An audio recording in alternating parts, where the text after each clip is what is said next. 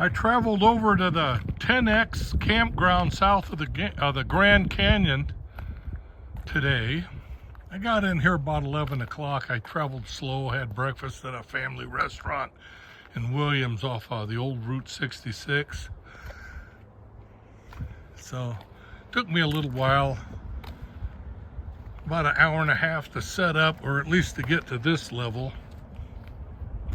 My tarp up for shade, tent out.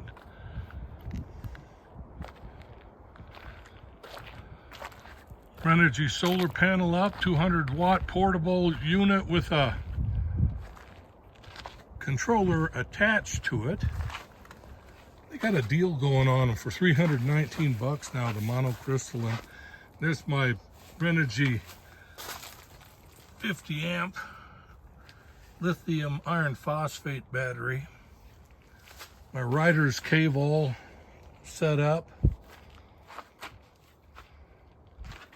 I'm gonna do my cooking outside. I kind of had a little flame up disaster that put a hole in my netting. Well, that was back when I was in the desert. But this is 10X, and it gets elk that walk through the campground in the mornings and then the late evenings, late afternoons, early evenings, I mean. But closer to that outhouse this year. But they've got it nicely set up out here. This center campground, this is Squirrel Loop, and off to the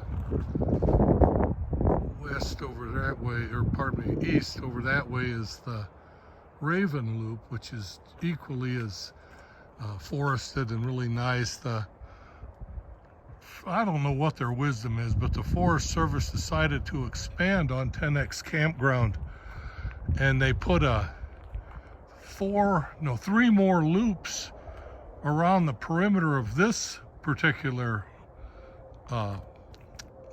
campground, these two campgrounds, Squirrel and Raven, and they really cut down their occupancy rates over the last year or so. The Campo says it's really light occupancy, people showing up and doing reservations, so maybe they're planning on a future with a whole lot more people visiting the national parks out this way.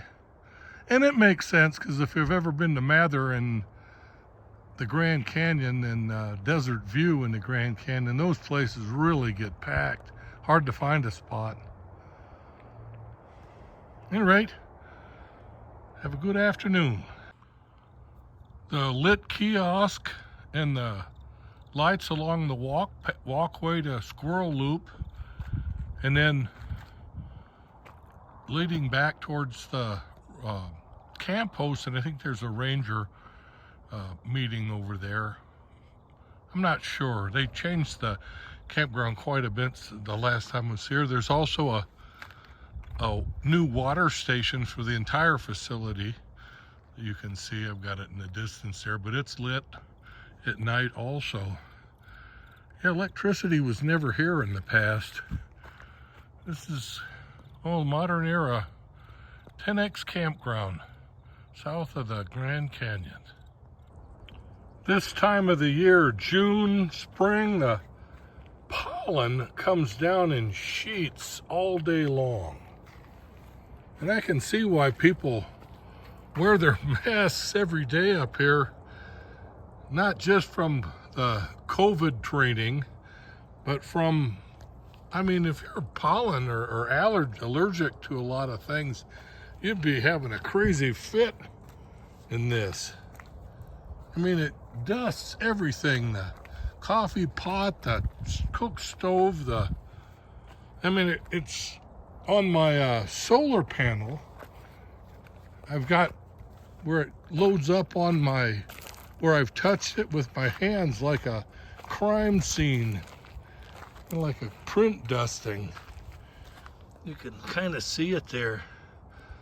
Loads up, drifts in different places, and I clean this off every day, a couple times a day.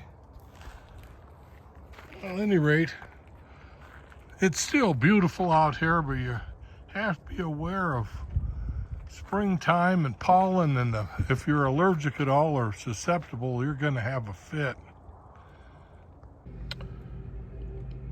My T-Mobile account, what would you call it? My network data is throttled way back at the campground over at 10X, but in town, the town of Tucson, just south of the Grand Canyon, I'm getting pretty good service. So I took the opportunity to upload a new episode to Half a Rat Volume 6, which isn't up yet, but I've got it on. It's scheduled to be uploaded here in a day or so, or maybe this afternoon. Who knows how fast they'll be. But it's moving along pretty good. I have 5 episodes so far, and like I said, I uploaded episode 6 today, which gets me caught back up with the Half a Rat character. I had segued off into a account with my 2 sub-characters, Sunshine and Enzo the Beige, who are both dogs. Any rate, different than Cat's story. It's you'll have to read it to enjoy it, but I've got that going. Other than that, I've had a great morning. I had a little coffee, and I ended up going over to Wendy's and getting chili and a small hamburger, so that made my day. I'll get back with you.